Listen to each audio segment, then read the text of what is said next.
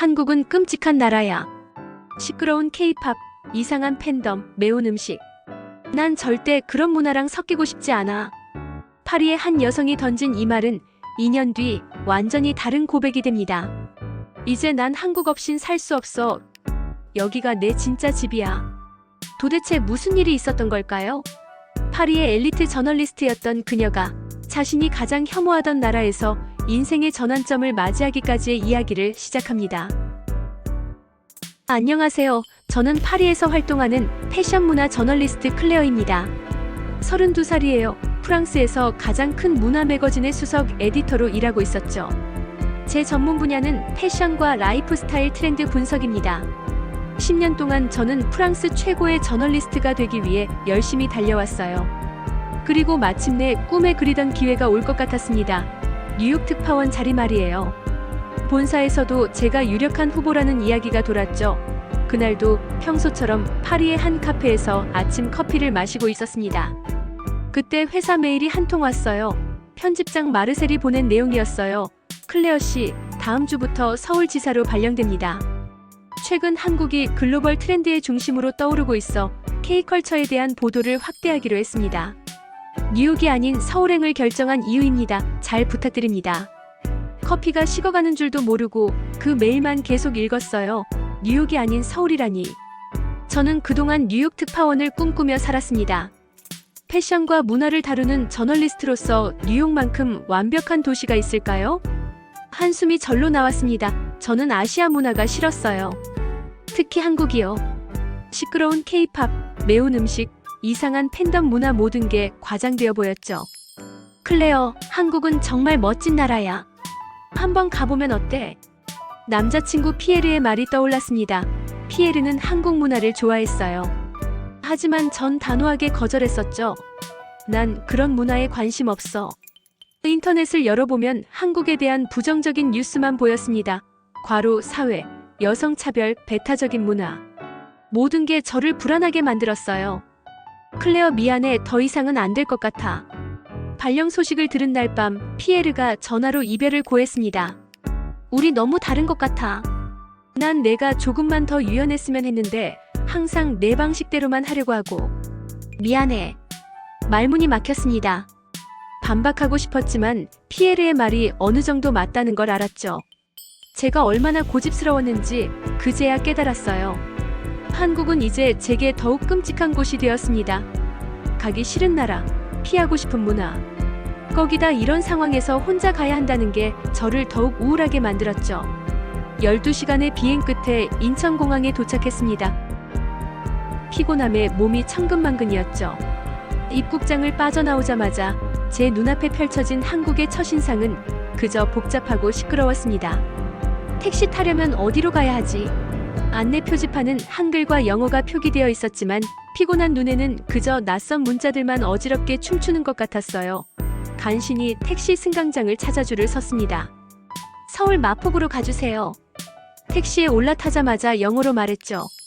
하지만 기사님은 고개를 갸우뚱할 뿐이었습니다. 휴대폰으로 주소를 보여드렸더니 그제서야 알아들으셨어요.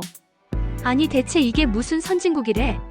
영어 한마디도 못 알아듣다니 짜증이 치밀어 올랐습니다. 프랑스에선 관광객들을 위해 기본적인 영어는 통했는데 말이에요. 차창 밖으로 보이는 서울의 풍경은 제가 상상했던 것과 달랐습니다. 네온 사인이 번쩍이는 간판들, 한글로 가득한 광고판들. 마치 사이버펑크 영화의 한 장면 같았죠. 하지만 전 그 화려함이 그저 과하게만 느껴졌어요. 갑자기 누군가가 제 어깨를 세게 쳤습니다. 길거리에서 스마트폰만 보며 걷던 사람이었죠. 부딪히고도 사과 한마디 없이 그냥 지나가 버렸어요. 한국인들은 기본적인 예의도 없는 거야? 프랑스였다면 절대 있을 수 없는 일이었습니다. 최소한의 사과는 했을 텐데 말이에요. 배가 고파 편의점에 들어갔습니다. 진열대 앞에서 한참을 망설였죠. 모든 제품에 한글만 적혀 있어서 무엇이 무엇인지 구분할 수가 없었거든요. 포인트 적립하세요? 계산할 때 점원이 건넨 말에 저는 그저 멍하니 서 있을 수밖에 없었습니다. 영어로 대화가 통하지 않는다는 게 이렇게나 불편한 일이었나요?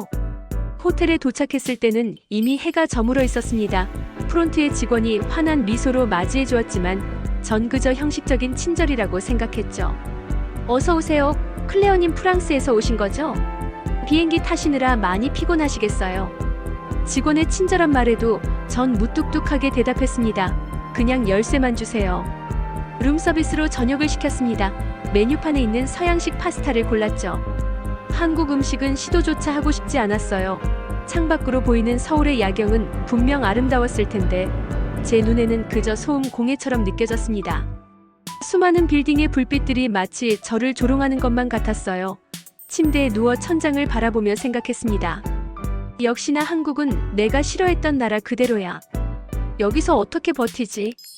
휴대폰에는 피에르가 보낸 마지막 메시지가 아직 읽지 않은 채로 남아 있었습니다. 하지만 열어보고 싶지 않았어요. 이 모든 상황이 현실이 아니길 바라는 마음뿐이었죠. 내일이면 한국지사에서의 첫 출근이었습니다. 하지만 설렘은커녕 두려움만 가득했어요. 이곳에서의 생활이 제게 어떤 시련을 안겨줄지 생각만 해도 끔찍했습니다. 창문을 열어 한국의 밤 공기를 맡아보았습니다. 차갑고 건조한 공기가 폐부 깊숙이 파고들었죠. 마치 제 마음처럼요. 아침 8시 한국지사 건물 앞에 도착했습니다. 파리에서는 보통 9시 반쯤 출근했는데 여긴 다들 일찍 나온다고 하더군요. 로비에서 만난 김민지 팀장은 제가 상상했던 것보다 젊어 보였습니다. 30대 중반 정도. 하지만 첫 마디부터 저를 당황스럽게 했죠.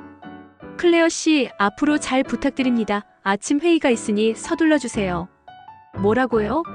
출근하자마자 회의라니. 파리에선 여유롭게 커피 한 잔 마시면서 하루를 시작했는데 말이죠. 회의실에 들어서자 모든 시선이 저를 향했습니다. 다들 제가 오기만을 기다렸다는 듯이 긴장된 표정이었어요. 자, 이번 주 업무 계획 공유해주세요. 김 팀장의 말이 떨어지자 직원들이 하나둘 발표를 시작했습니다.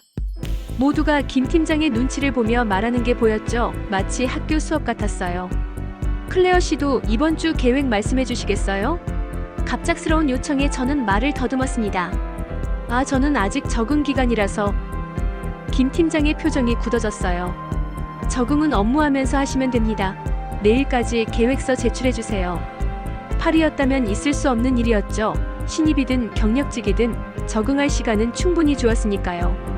점심시간이 되자 또 다른 문화 충격이 기다리고 있었습니다. 클레어 씨, 점심 같이 가요. 거절할 틈도 없이 팀원들이 저를 식당으로 데려갔어요.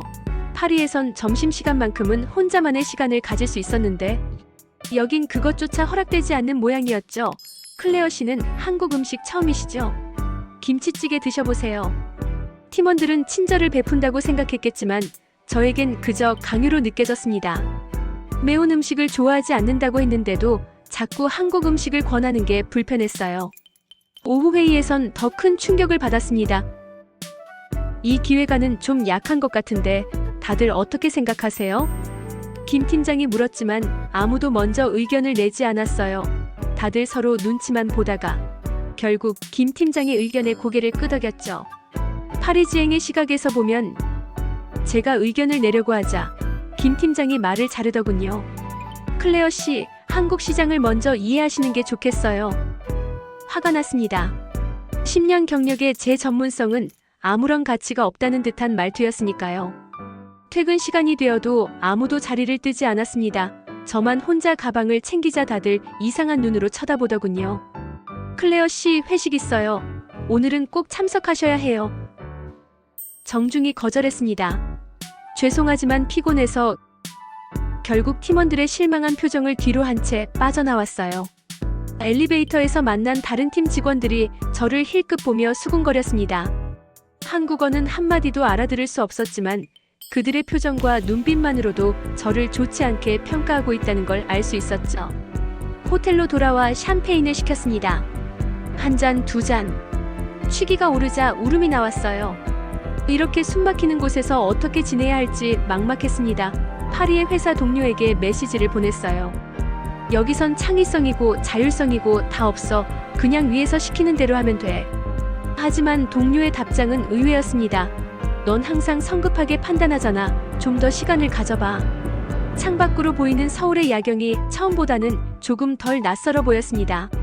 하지만 여전히 이곳은 제게 너무나 불편한 곳이었죠. 회사에서의 하루는 여전히 힘들었습니다. 하지만 그날은 조금 다른 일이 있었죠. 퇴근 시간 갑자기 하늘에서 비가 쏟아졌어요. 회사 건물에서 지하철역까지 가는 길에는 작은 골목 상가들이 있었는데 매일 그곳을 지나치며 보던 채소 가게 앞에서 우산도 없이 발만 동동 구르고 있었죠. 그때 누군가 제 어깨를 톡톡 두드렸습니다. 이거 가져가요. 돌아보니 그 채소 가게를 운영하시는 할머니였어요. 구부정한 허리로 제게 우산을 건네시더군요. 아, 저기. 말이 통하지 않아 어쩔 줄 몰랐습니다. 할머니는 그저 웃으시며 우산을 제 손에 쥐어주셨어요. 내일 돌려주세요. 서툰 영어였지만 그 마음은 충분히 전해졌습니다. 파리에서는 본 적 없는 광경이었죠. 낯선 외국인에게 이렇게 선뜻 우산을 빌려주다니. 다음날 우산을 돌려드리러 갔더니 할머니는 제 손에 무언가를 또 쥐어주셨어요. 따뜻한 호박죽이었습니다. 비 맞아서 감기 들면 안 돼요. 할머니의 이름은 정순자였습니다. 68세라고 하셨죠. 그날부터 퇴근길에 들르면 항상 뭔가를 챙겨주셨어요. 때로는 김치, 때로는 반찬. 한국어를 못하는 제게 할머니는 손짓 발짓으로 이야기를 건네셨습니다. 어설픈 영어와 한국어가 뒤섞인 대화였지만 할머니의 따뜻한 마음은 언어의 장벽을 넘어 제 마음에 와닿았어요. 그러던 어느 날 예상치 못한 일이 벌어졌습니다. 회사 근처 카페에서 노트북으로 작업을 하다가 지갑을 두고 나온 거예요. 2시간 뒤에야 깨달았습니다. 파리였다면 이미 포기했을 상황이었죠. 하지만 혹시나 하는 마음에 카페로 돌아갔어요. 기다리고 있었어요. 카페 직원이 환하게 웃으며 제 지갑을 건네주었습니다. 현금도 카드도 하나도 빠지지 않은 채로요. 프랑스였다면 절대 이런 일은 없었을 텐데 집으로 돌아가는 길 문득 피에르의 말이 떠올랐습니다. 넌 항상 다른 문화를 무시해. 정말 그랬던 걸까요? 제가 한국에 대해 너무 편견을 가지고 있었던 걸까요? 다음 날 아침 회사로 가는 지하철에서 자리를 양보받았습니다. 혼잡한 출근 시간이었는데 한 학생이 자리에서 일어나 저를 앉히더군요. 점심시간 팀원들이 또 같이 가자고 했습니다. 이번에는 거절하지 않았어요. 김치찌개는 여전히 매웠지만 팀원들과 나누는 대화가 조금은 즐거워졌습니다. 클레어 씨, 한국어 배우고 싶으시면 제가 도와드릴 수 있어요. 박소영 대리가 수줍게 제안했습니다. 전 무의식적으로 고개를 끄덕였어요. 퇴근길에 정순자 할머니 가게에 들렀습니다. 이번엔 할머니가 가르쳐주신 대로 서툰 한국어로 인사를 했어요. 안녕하세요. 할머니의 얼굴에 피어난 미소를 잊을 수가 없습니다. 그 미소를 보는 순간 제 마음속 어딘가가 조금씩 녹아내리는 것을 느꼈어요. 그날 밤 한참을 고민하다 피에르에게 메시지를 보냈습니다. 헤어진 사이라 망설여졌지만 이 마음을 꼭 전하고 싶었거든요. 내 말이 맞았어. 난 너무 편견에 사로잡혀 있었나 봐. 늦었지만 이제야 그걸 알게 됐어. 전송 버튼을 누르고 한참을 기다렸지만 답장은 오지 않았습니다. 당연한 일이겠죠. 하지만 이상하게도 마음이 홀가분했어요. 창밖으로 보이는 서울의 밤거리가 처음과는 다르게 보였습니다. 여전히 낯설었지만 그 낯설미 조금은 따뜻하게 느껴졌어요. 시간이 흐르면서 서울에서의 생활도 조금씩 달라지기 시작했습니다. 매일 아침 출근길에 들르는 카페의 바리스타는 이제 제 주문을 외우고 있더군요. 아메리카노, 연하게 해서 준비해드릴게요. 서툰 영어로 건네는 그의 친절이 하루를 시작하는 활력이 되었죠. 회사에서도 변화가 있었습니다. 박소영 대리가 가르쳐준 덕분에 이제는 간단한 한국어로 인사도 할 수 있게 됐어요. 안녕하세요, 좋은 아침입니다. 제가 한국어로 인사하자 김민지 팀장의 표정이 밝아졌습니다. 클레어 씨, 한국어 실력이 많이 늘었네요. 팀회의 때도 달라졌어요. 처음엔 답답하기만 했던 침묵이 이제는 이해가 됐거든요. 모두가 신중하게 생각하는 시간을 가진 후에야 의견을 내놓는 거였죠. 이번 기획은 프랑스와 한국의 시각을 모두 담았으면 해요. 제가 의견을 내자 김 팀장이 고개를 끄덕였습니다. 그런 관점이라면 우리 브랜드에 새로운 가치를 더할 수 있겠네요. 점심시간도 달라졌어요. 이제는 팀원들과 함께 밥을 먹는 게 자연스러워졌습니다. 처음엔 너무 매워서 먹기 힘들었던 김치찌개도 이제는 제법 맛있게 느껴지더군요. 클레어 씨, 이제 한국 음식 좀 익숙해지셨어요? 박소영 대리가 물었을 때 전 웃으며 대답할 수 있었습니다. 네, 이제는 매운맛도 괜찮아요. 정순자 할머니와의 관계도 더 깊어졌어요. 할머니는 이제 제 한국 할머니가 되셨죠. 매일 퇴근길에 들러 할머니가 챙겨주시는 반찬을 받아가는 게 일상이 됐습니다. 이거 먹어봐요. 직접 담근 김치예요. 할머니가 건네주신 김치는 제가 파리에서 먹어본 그 어떤 음식보다도 정성이 가득했죠. 지하철에서도 변화를 느꼈습니다. 처음엔 답답하기만 했던 빽빽한 인파 속에서 이제는 질서를 발견할 수 있었어요. 모두가 서로를 배려하며 움직이더군요. 저기 실례합니다. 누군가와 부딪혔을 때 이제는 제가 먼저 한국어로 사과를 합니다. 그러면 상대방도 미소로 화답해주죠. 편의점도 이제는 제 작은 안식처가 됐어요. 야근할 때면 편의점 도시락으로 끼니를 해결하는데 그게 의외로 맛있더군요. 계산할 때면 포인트 카드도 자연스럽게 꺼내게 됐습니다. 포인트 적립되셨어요. 이제는 이 말이 무슨 뜻인지 알아들을 수 있어요. 처음엔 불편했던 이 말이 이제는 친근하게 들리죠. 한국의 디지털 시스템에도 감탄하게 됐습니다. 스마트폰 하나로 모든 게 해결되는 편리함이란 파리에 있는 친구들에게 자랑하고 싶을 정도였어요. 퇴근 후엔 한국어 학원에도 다니기 시작했습니다. 처음엔 억지로 시작한 공부였는데 이제는 매일이 새로운 발견의 연속이에요. 클레어 씨, 한국어 실력이 느는 게 눈에 보여요. 선생님의 칭찬에 가슴이 뿌듯해졌습니다. 이제는 길거리의 간판도 조금씩 읽을 수 있게 됐어요. 창밖으로 보이는 서울의 야경도 달라 보였습니다. 처음엔 소음 공해처럼 느껴졌던 불빛들이 이제는 살아있는 도시의 숨결처럼 아름답게 보이더군요. 서울이 나를 바꾸고 있나봐. 그날 밤 일기장에 이렇게 적었습니다. 더 이상 저항하고 싶지 않았어요. 이 도시가, 이 문화가 저를 서서히 바꾸고 있다는 걸 인정하게 됐죠. 1년 반이라는 시간이 흘렀습니다. 어느 날 파리 본사에서 연락이 왔죠.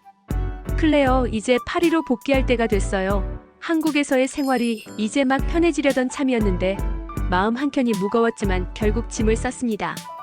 정순자 할머니와 작별 인사를 할 때는 눈물이 났어요. 할머니는 제 손에 김치 한 통을 쥐어주셨습니다. 프랑스 가서도 맛있게 먹어요. 한국어로 감사합니다. 할머니라고 말씀드렸더니 할머니도 눈시울을 붉히셨죠. 파리에 도착한 첫날, 왠지 모를 답답함이 밀려왔습니다. 집으로 가는 택시 안에서 운전사와 대화를 나누는데 뭔가 불편했어요. 혹시 카드 결제 되나요? 운전사는 짜증 섞인 목소리로 현금만 된다고 했습니다. 한국에선 당연했던 카드 결제가 여기선 이렇게 불편하다니. 오랜만에 출근한 파리 본사. 예전엔 편하게 느껴졌던 분위기가 이상하게 어색했습니다. 안녕, 클레어. 한국은 어땠어? 동료들이 반갑게 맞아주었지만 그들의 느긋한 모습이 왠지 게으르게 보였어요. 회의 시간에 늦게 오고 마감 기한도 여유롭게 잡는 모습이 이제는 낯설게 느껴졌습니다. 점심시간 혼자 샌드위치를 사러 나갔어요. 문득 팀원들과 함께하던 점심 식사가 그리워졌습니다. 김치찌개가 먹고 싶네. 혼잡한 지하철에서는 더 큰 문화 충격이 왔습니다. 사람들이 서로 밀치고 새치기하고 한국의 질서정연한 모습이 자꾸 떠올랐어요. 휴대폰으로 택시를 부르려다가 깜짝 놀랐습니다. 한국처럼 간편한 앱 결제가 안 되는 거예요. 아, 맞다. 여긴 파리였지. 카페에서 커피를 마시는데 옆자리 손님이 시끄럽게 통화를 하고 있었어요. 한국에선 이런 광경을 본 적이 없었는데 공공장소에서의 에티켓이 이렇게나 다르다니. 회사 동료가 제게 물었습니다. 클레어, 너 많이 달라졌어. 예전에 내 모습이 아닌데? 어떤 점이 달라졌는데? 제가 묻자 동료가 웃으며 말했어요. 일단 이상하게 허리를 숙이면서 인사하고 회의실에는 제일 먼저 와서 앉아있고 보고서도 꼼꼼하게 정리해오고 이런 거 전혀 안 하던 사람이었잖아. 동료 말을 듣고 보니 정말 그랬네요. 제가 무의식 중에 한국에서 배운 습관들을 그대로 보이고 있었던 거죠. 한국에서 일하다 보니 자연스럽게 몸에 밴 것 같아. 제 대답에 동료들이 키득거리며 말했어요. 클레어가 완전 한국인이 됐네. 저녁에 혼자 장을 보러 갔다가 한식당을 발견했습니다. 반가운 마음에 들어갔는데 맛이 영 아니었어요. 정할머니의 김치 맛이 아닌데. 집에 돌아와 한국에서 찍은 사진들을 보며 한숨을 쉬었습니다. 서울의 밤거리, 사무실 동료들과의 회식, 정할머니의 채소 가게. 파리의 야경이 눈앞에 펼쳐져 있었지만 자꾸만 서울의 밤거리가 그리워졌어요. 보고 싶다. 정할머니와 영상통화를 하려다가 시차 때문에 망설였습니다. 대신 메시지를 남겼어요.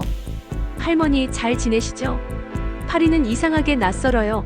침대에 누워 천장을 바라보며 생각했습니다. 파리는 분명 제가 나고 자란 곳인데 이제는 더 이상 예전의 파리가 아닌 것 같았어요.